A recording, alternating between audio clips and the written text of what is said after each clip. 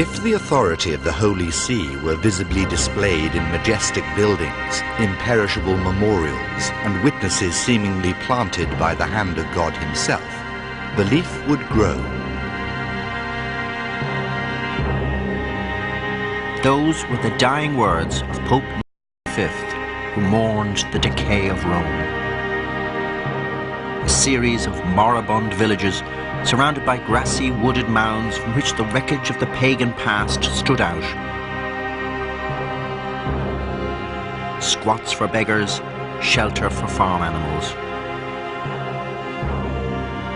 Within a generation, Rome was to be changed.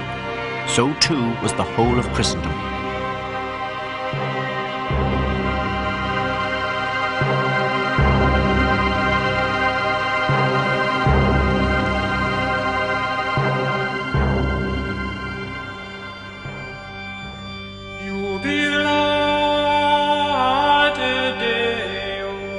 A new age, the Renaissance, had begun. Nicholas's words were more than a lament. They were a manifesto. He had already started the rebuilding of St. Peter's. He had established the magnificent Vatican Library. Others would complete it. But in the grandeur, there is another picture. It evokes images of a Hollywood spectacular, all decadence and drag. Renaissance Rome is reminiscent of Nixon's Washington, a city of expense account whores, political graft where everything and everyone had a price, where nothing and nobody could be trusted. The popes set the tone. Alexander VI, flaunting a young and nubile mistress in the Vatican, poisoning his cardinals, aggrandizing his 9 illegitimate sons and daughters. His daughter Lucrezia, the pawn in a series of loveless dynastic marriages arranged by her father, the Pope. His Cesare, the model for Machiavelli's prince who carved a personal empire out of the lands of the church, aided and abetted by his father.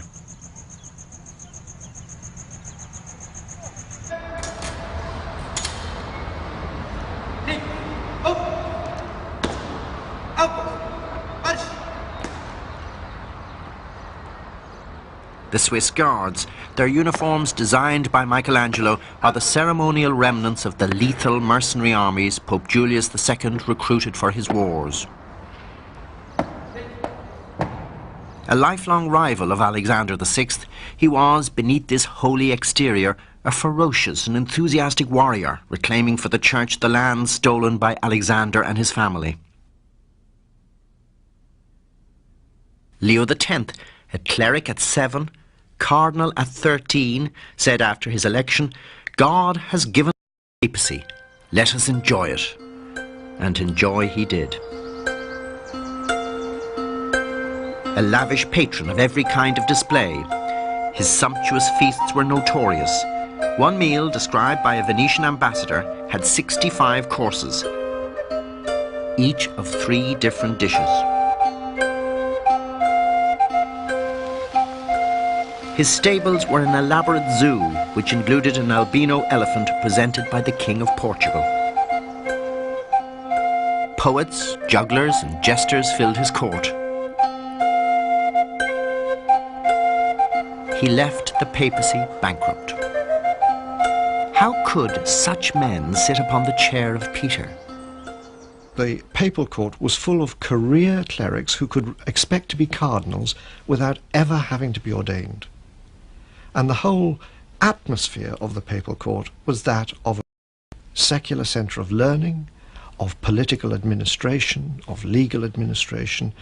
The clergy of the Roman Curia were lawyers, writers, historians. Some of them were pious, but most were simply career clergy. And it's from those men that the cardinals were recruited, and it's from the cardinals that the popes were recruited. Despite his many wars, Julius II found the money to pull down the old St. Peter's and to commission a series of artistic giants, from Bramante and Raphael to Michelangelo, to raise a triumphant new monument to papal grandeur.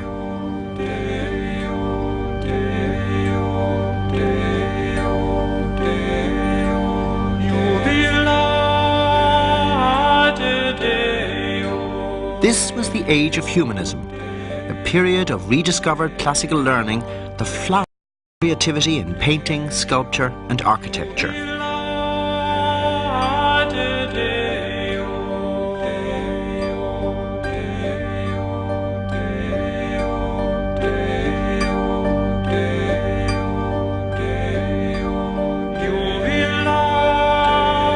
The Sistine Chapel was designed to provide a setting for papal elections and for meetings and worship of the 200 clerics who, with the Pope, formed the papal chapel. It's not simply pious decoration that was created here. In the frescoes are worked out ideological statements laden with papal symbolism.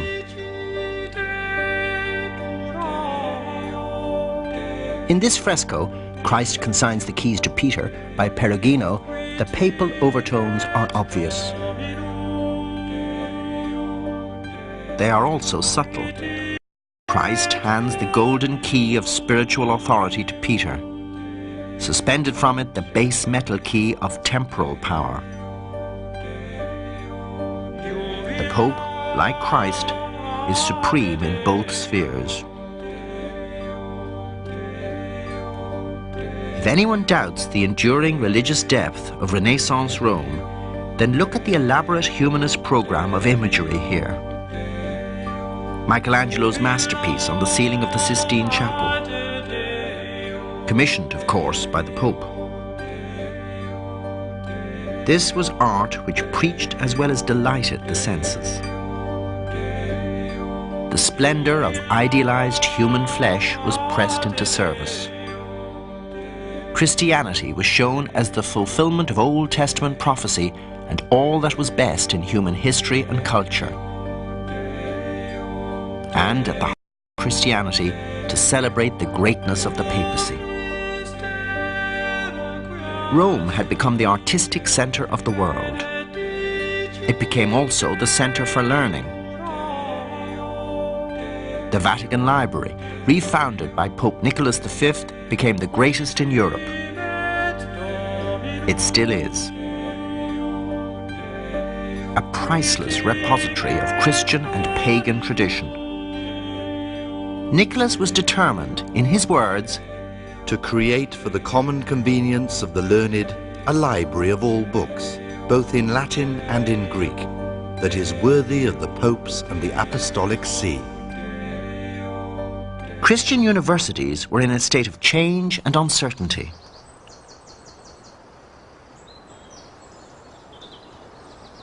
Martin V, the Pope elected to end the Great Schism in the early 15th century, published the constitution for the University of Salamanca in Spain.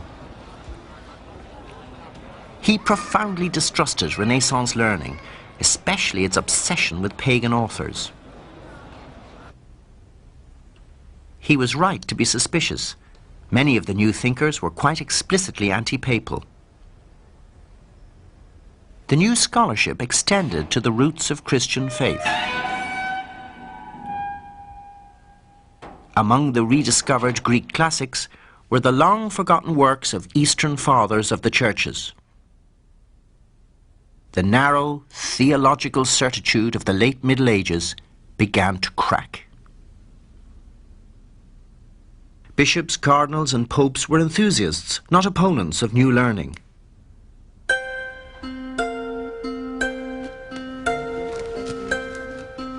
From the late 15th century, the invention of movable types meant that ideas became portable. The man traditionally associated with the invention of the printing press is Johannes Gutenberg of Mainz. It is not surprising that it was the Bible, which now carries his name, which was the first printed book in Europe.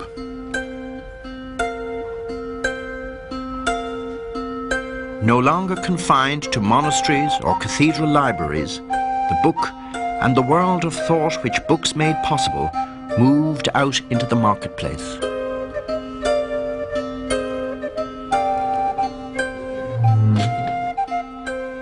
No one made more use of the presses than the greatest scholar of the age, Desiderius Erasmus, the bastard son of a priest raised in a monastic school. A master of eloquent Latin and Greek, he edited the first printed edition of many of the greatest writers of the early church.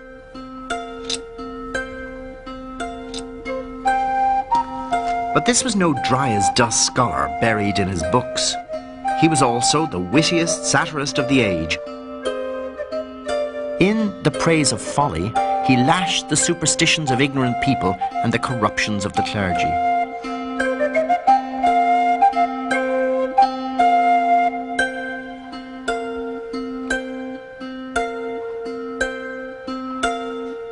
He detested Julius II. The very idea of a warrior priest was an abomination.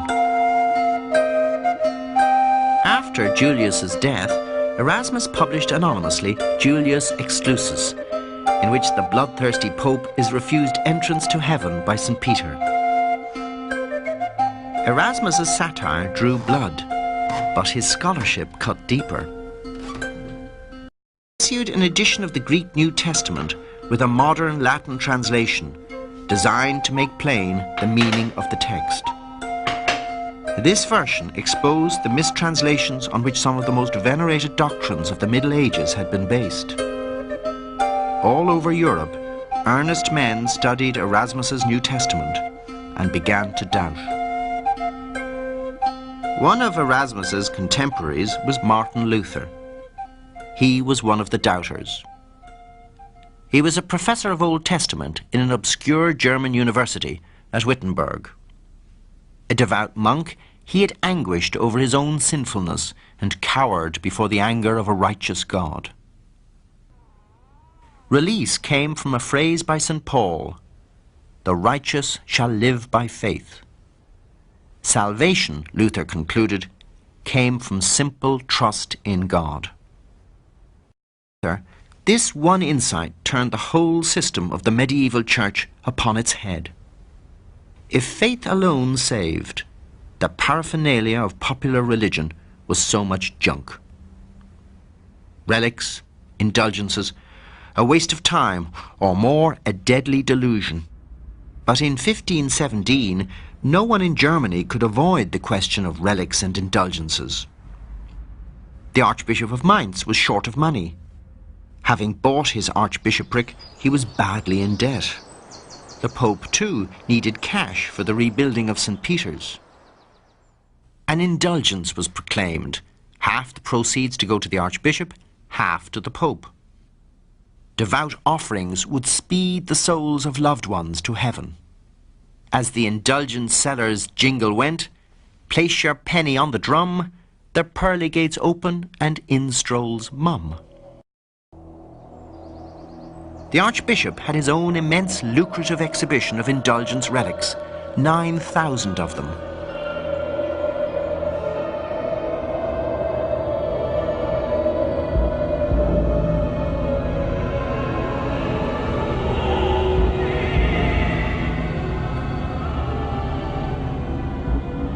The bodies of countless saints,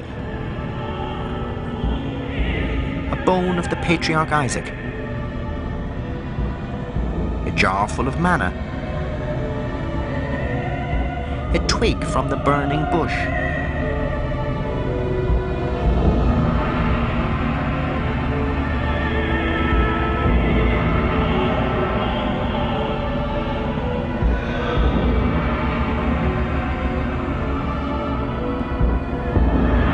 Luther's employer, the Elector of Saxony, had his own collection of relics. He forbade the sale of St. Peter's indulgence across the river into his territory. Luther's attack on the indulgences was more than loyalty to his patron. For him, the St. Peter's indulgence was a blasphemous con trick. He denounced indulgences as a pious racket. He drew up his objections in the form of propositions and nailed them on the door of All Saints' Church in Wittenberg. Within months, the printing presses had spread his protest across Germany and beyond. All over Germany, men and women rallied to his message and the radical simplification of religious life that it brought. Leo X tried to have Luther silenced by his religious superiors, but he made no attempt to correct the abuses Luther had targeted. In Rome, no one grasped the seriousness of the situation. Pamphlets and posters, a stream of crude but effective anti-papal propaganda widened the gulf. While Rome danced and delayed, the Catholic Church in Germany fell apart. The Protestant Reformation had begun, and northern Germany lost to the popes.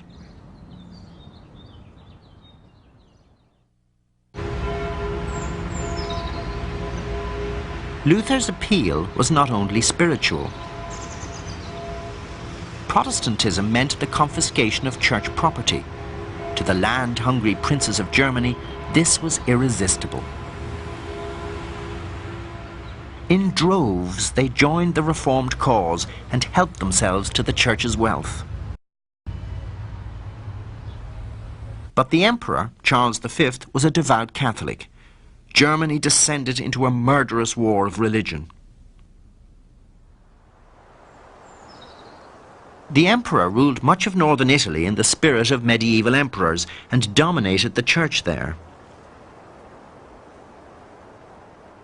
Charles was the champion of Catholicism, but he was also at odds with the Pope. Pope Clement VII was a member of the Medici family, hereditary rulers of Florence. As a pope and as a Florentine, he resented Charles's Italian policies. In 1527, an imperial army marched into Italy. None of the troops had been paid for months, and many of them were rabidly anti-papal Lutherans, and in the first week of May invaded Rome.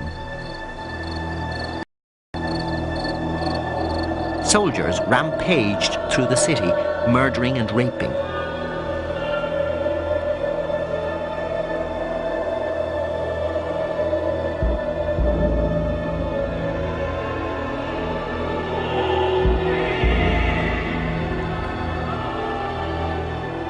Priests were beaten and abused. The Vatican was looted. Luther's name was scrawled across the Raphael paintings in the Pope's private apartments. Horses were stabled in the Vatican library.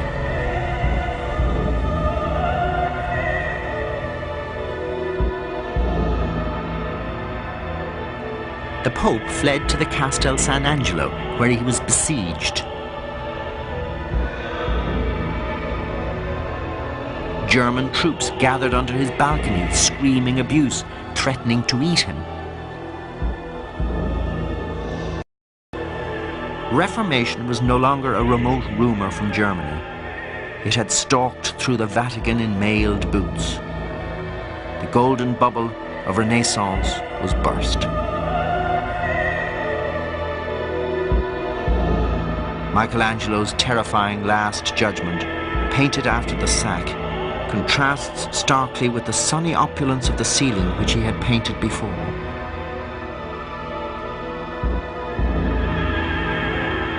The sack of Rome had devastating results, even on the remotest edge of Europe. Henry VIII was a devout Catholic and had even won the title Defender of the Faith from the Pope for a skillful book against Luther. But Henry had no son to pass his crown to. He wanted to divorce his Spanish wife, Catherine of Aragon, to marry a young court lady, Anne Boleyn. Only the Pope had the power to annul the marriage, and Henry petitioned Pope Clement VII to do so. The Pope wasn't in a position to give him a divorce, and the reason for that was that he was completely under the thumb of Catherine's nephew, the Emperor Charles V, who had the Pope and Rome firmly in his grasp. So other ways had to be devised of getting a divorce. Henry called Parliament to put pressure on the Pope. He also sought the views of a number of universities who were willing to say that the divorce was justified. He appointed a new Archbishop of Canterbury, Thomas Cranmer, and got him to give him a divorce. And in order to make sure that no one would appeal to the Pope against Cranmer's decision, he got Parliament to pass an act in restraint of appeals, which forbade any appeals against the divorce to Rome. And finally, in 1534, he put the coping stone on the whole building by passing the Supremacy Act, the act which made Henry supreme head of the Church of England. In the late 1530s, he went further and abolished all the monasteries in his kingdom. The royal officials in charge had instructions to find lurid scandals to justify dissolution. Stories of randy monks, pregnant nuns, religious racketeering piled up. Here, in Tintern Abbey, there were only 13 monks. That was ample reason to close it. The monastic lands were confiscated, the buildings stripped of their valuables, even of the lead on their roofs. All over the country, the same happened. Henry's realm had been lost to the papacy. As more and more of Europe was moving into the Protestant fold, as if in compensation, new worlds of opportunity opened to Catholicism. This was the age of discovery. Columbus had reached America. Explorers from the great maritime nations like Spain and Portugal were pushing back the boundaries of the known world. In these new lands, they encountered ancient civilizations. Civilizations whose temples and complex and bloody ceremonies witnessed to a belief in another world and the power of the supernatural. To Christian Europe, the gods of the Aztecs seemed savage demons. The people who worshipped them were there to be conquered, converted, then plundered and enslaved. Remote in Rome, Pope Paul III affirmed the right of the Indians to liberty and property. The Church forced from the conquerors the admission that Indians were human beings, dignified and free.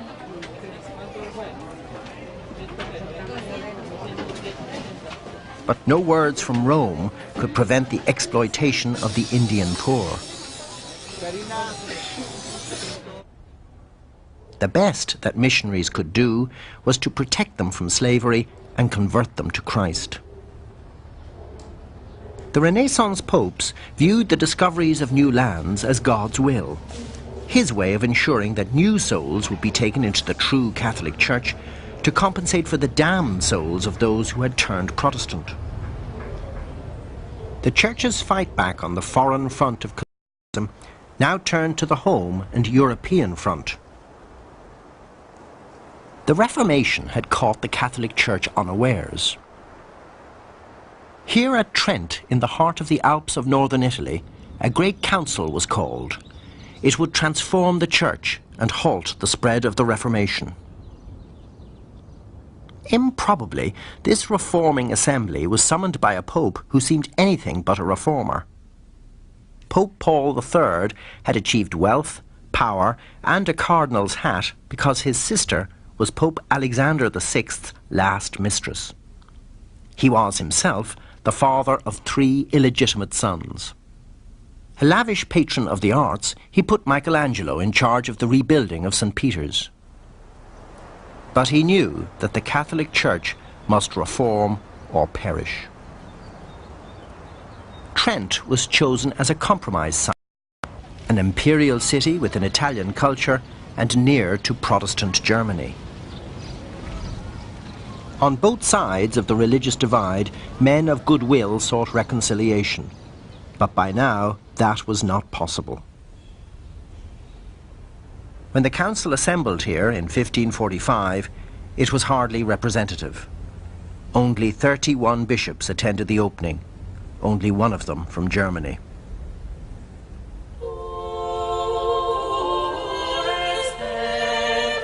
But as its importance became apparent, so its members swelled. It tackled at once the fundamental theological issues dividing Catholic and Protestant, clarifying, defining, condemning.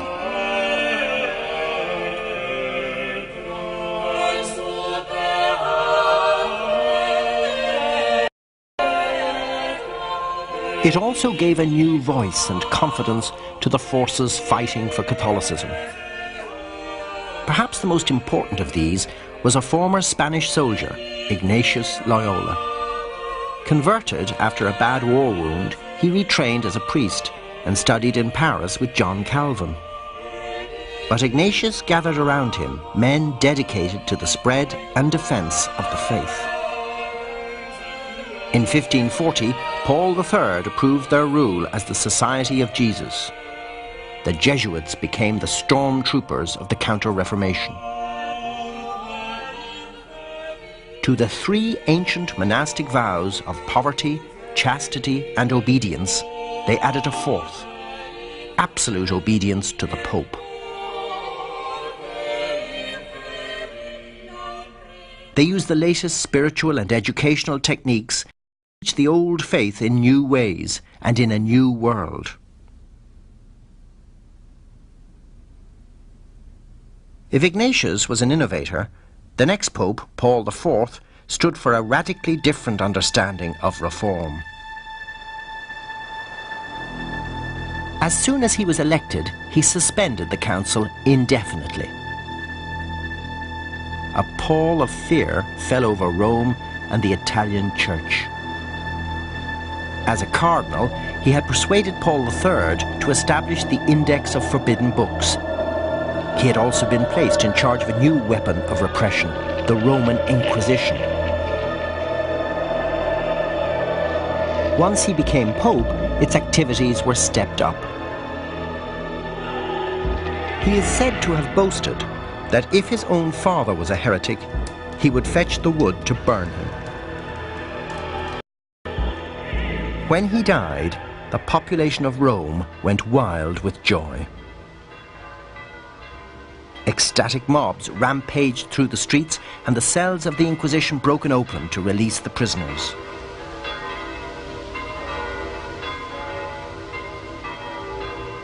The reconstruction of Catholicism began again. The Council of Trent was reconvened. In Trent's last 10 years, the shape of the new Catholicism was hammered out. Colleges, called seminaries or seed beds, were established to train new priests.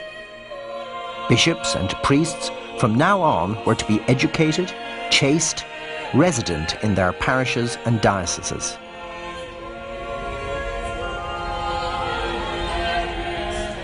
The council was a paper plan. It fell to the popes to implement it, to produce the new catechism and mass book the council had called for.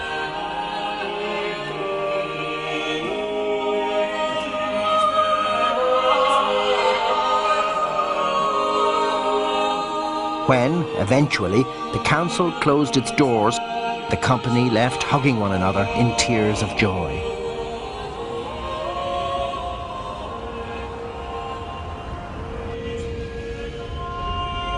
Catholicism in the Age of Trent could be sombre and constrained. Popes and bishops now had fig leaves painted over unashamed nakedness of the art commissioned by their Renaissance predecessors. But the practical reforms of Trent itself were daring, positive.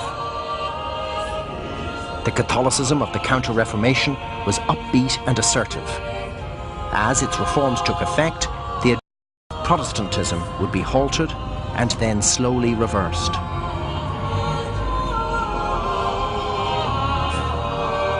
The reforms of Trent and the energies of the Counter-Reformation found their centre and their support in the popes. In the renewal of the Catholic Church, all roads eventually led to Rome.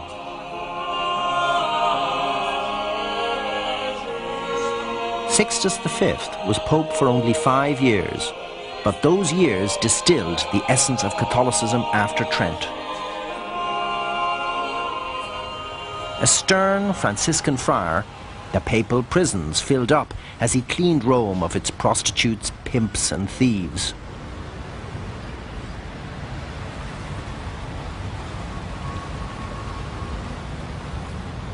It was said that there were more criminals' heads displayed on this than there were melons for sale in the markets. But alongside the repression went a host of new beginnings. Today, this famous obelisk dominates St. Peter's Square. It was Sixtus V who moved it from its age-old obscurity in Nero's circus to become a proud symbol of papal power. He crowned the pagan monuments of the city with Christian symbols.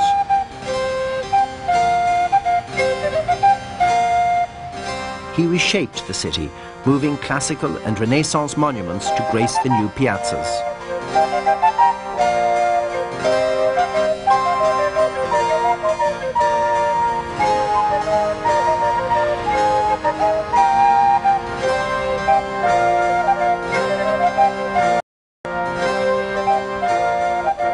All this was more than a facelift.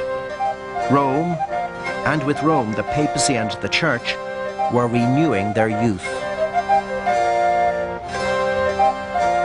New roads cut through the clutter of medieval streets to converge on the Basilica of Santa Maria Maggiore. Here Sixtus set his tomb, at the heart of the city, as the papacy now stood at the heart of the church.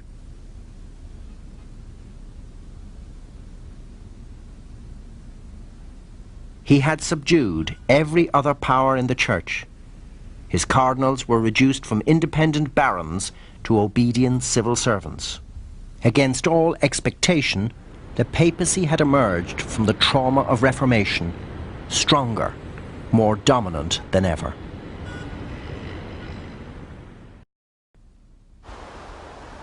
In the late 16th century, the greatest monarch and the most powerful Catholic in the world lived here, the monastery palace of the Escorial in central Spain.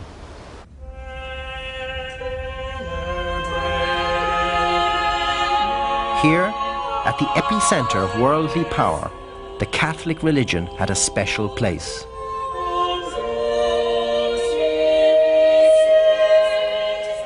The Habsburg king Philip II had inherited a vast empire in Spain, Italy, the Netherlands, and in the New World.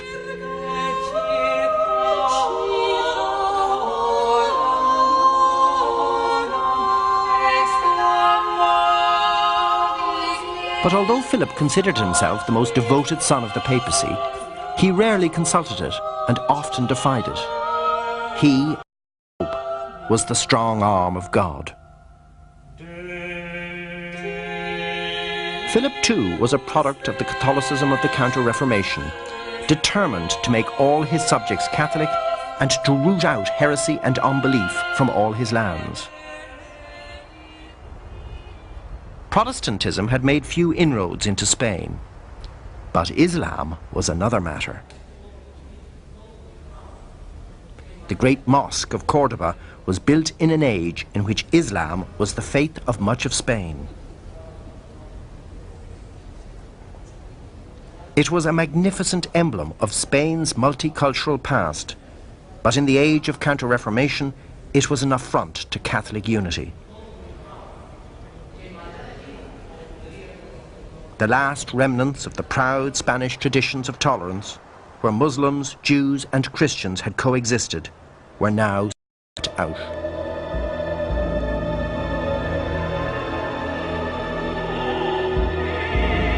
The Spanish Inquisition, founded by the Crown and far more savage than its Roman counterpart, had become the symbol of Philip's Spain, an abiding emblem of intolerance and savagery in the name of the God of peace.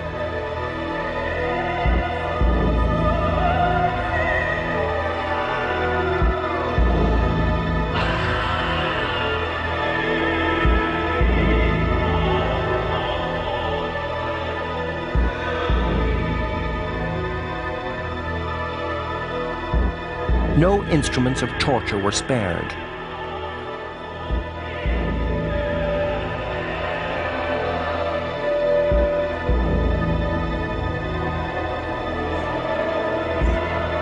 These charnel house props no doubt exaggerate the horrors, but the intolerance in pursuit of Catholic unity was real enough.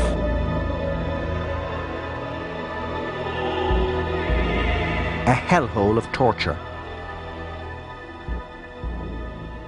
Philip was equally ruthless with Protestantism throughout his dominions. Savage Spanish repression in the Netherlands led to rebellion and the birth of Protestant Holland. In 1588, with papal approval, he launched the Armada, an abortive attempt to reconvert England to Catholicism by force. The Armada was a response to the execution of the Catholic Mary, Queen of Scots, by her Protestant cousin, Queen Elizabeth. Philip's crusading zeal was financed by the vast wealth of his colonial dominions, and these were expanding. In 1582, a Spanish expedition from America landed here and claimed the islands. They named them after their king, the Philippines. The conquerors brought the Catholicism of the Counter-Reformation with them. 5 Augustinian friars, members of the same religious order as Martin Luther. The natives were converted to Christ, and the distinctive Filipino Catholicism was born. It is a Catholicism with its own saints, its own intense pieties. This statue is believed to breathe and to work miracles.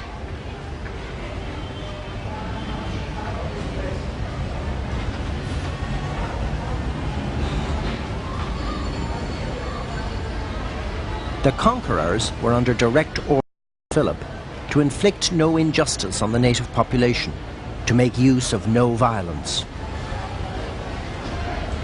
The result is that the Philippines today is the only country in Asia with a predominantly Catholic population.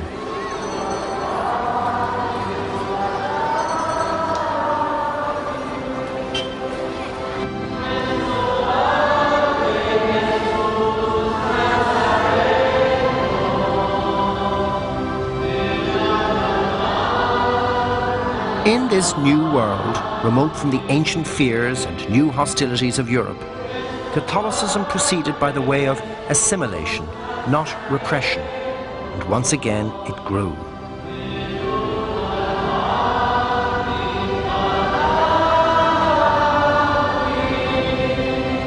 The physical world was expanding. So too was the world of the mind. The growing demands for navigational skills gave added impetus to the study of stars.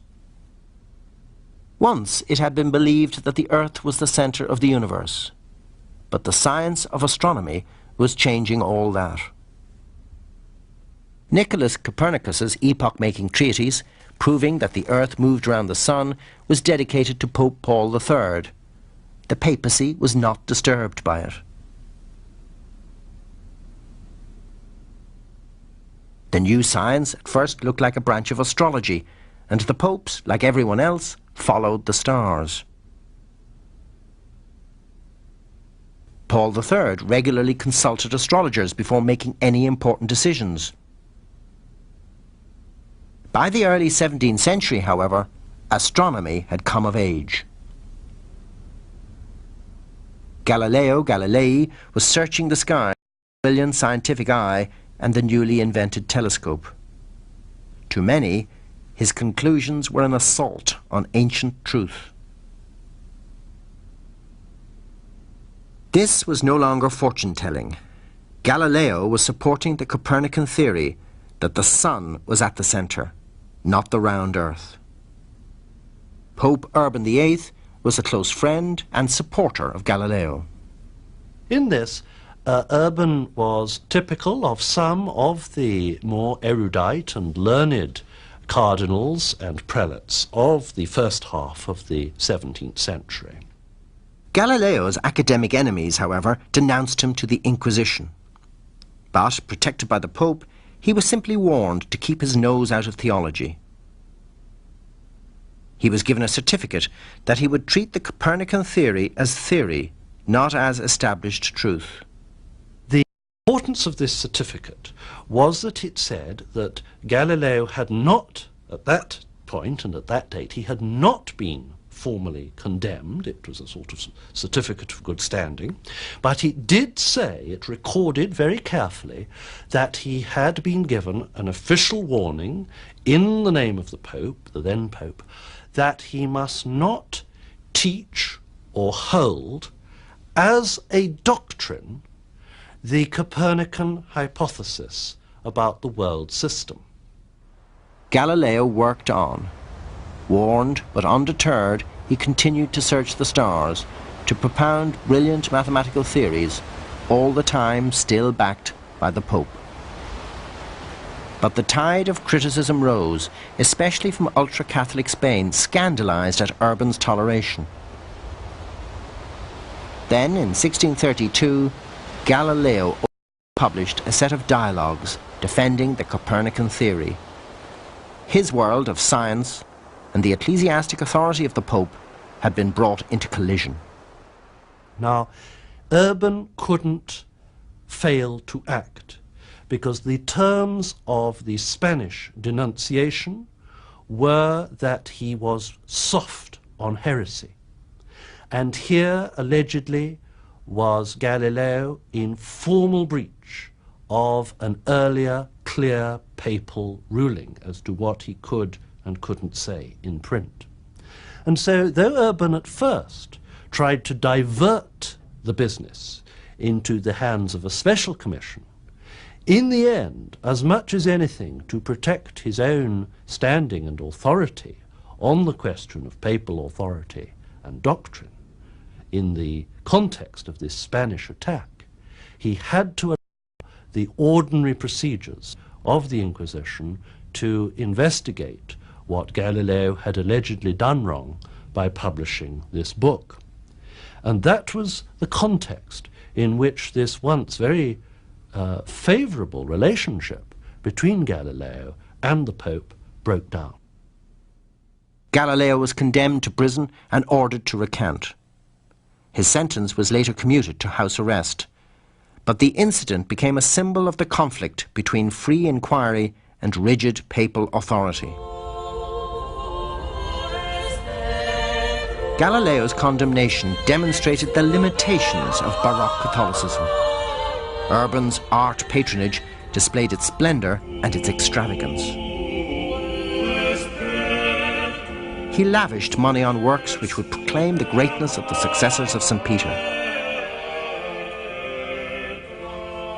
He commissioned the greatest sculptor and architect of the age, Bernini, to build over the Apostles' tomb this immense baldacchino.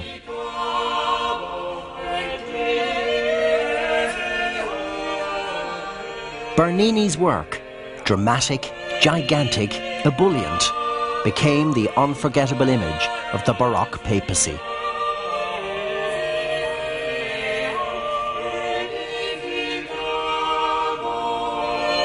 But Bernini's glorification of the chair of Peter was hollow. In this age of emerging nation-states, the papal supremacy it represented was wearing thin.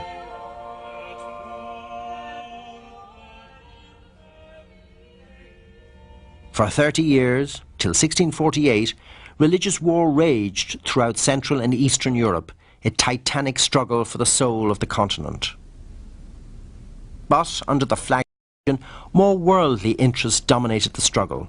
France and her allies against Spain and hers. Realpolitik shoved religious concerns to the margin.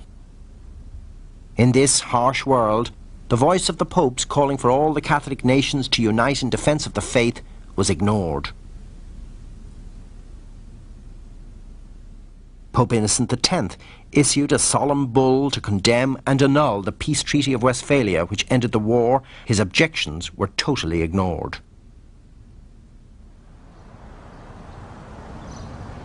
The grandeur of the King of France in his palace of Versailles more than matched the grandeur of the papacy.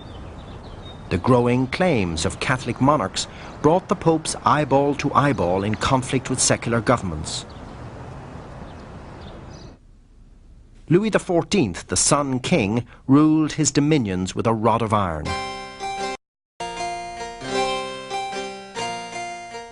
He ruled the Church of France no less firmly, appointing its bishops, creaming off its revenues, restricting its contact with the Pope.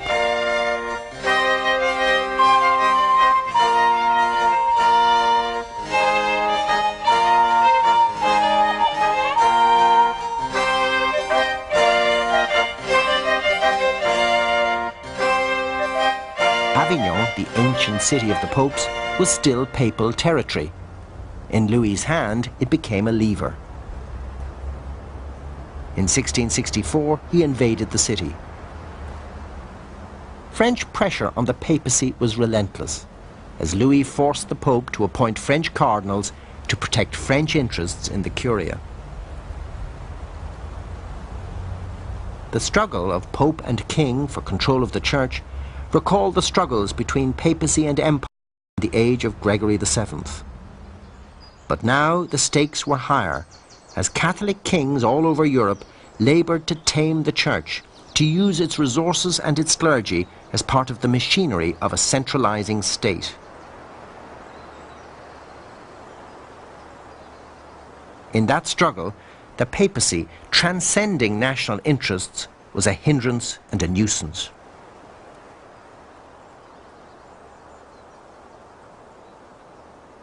The humiliating reality of papal weakness was revealed in 1773, when pressure from the four great Catholic powers, Austria, Portugal, Spain and France, forced Pope Clement XIV to dissolve the Jesuit order. The missionary achievements of the Jesuits were legendary. From the Philippines to here in Mexico, they had carried the Christian message. They had also acted as the voice of the oppressed native peoples. In the age of absolute monarchy, that voice had to be silenced, whatever the grandeur of their achievement as missionaries. No one must come between the monarch and his subjects. The destruction of the Jesuits by the Pope they were sworn to obey was the clearest possible proof of the contradiction which lay at the heart of Baroque Catholicism.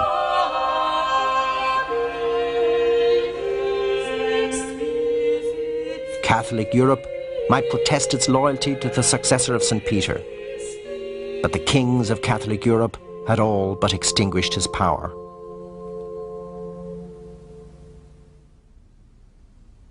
The papacy was silently fading into oblivion. Maria.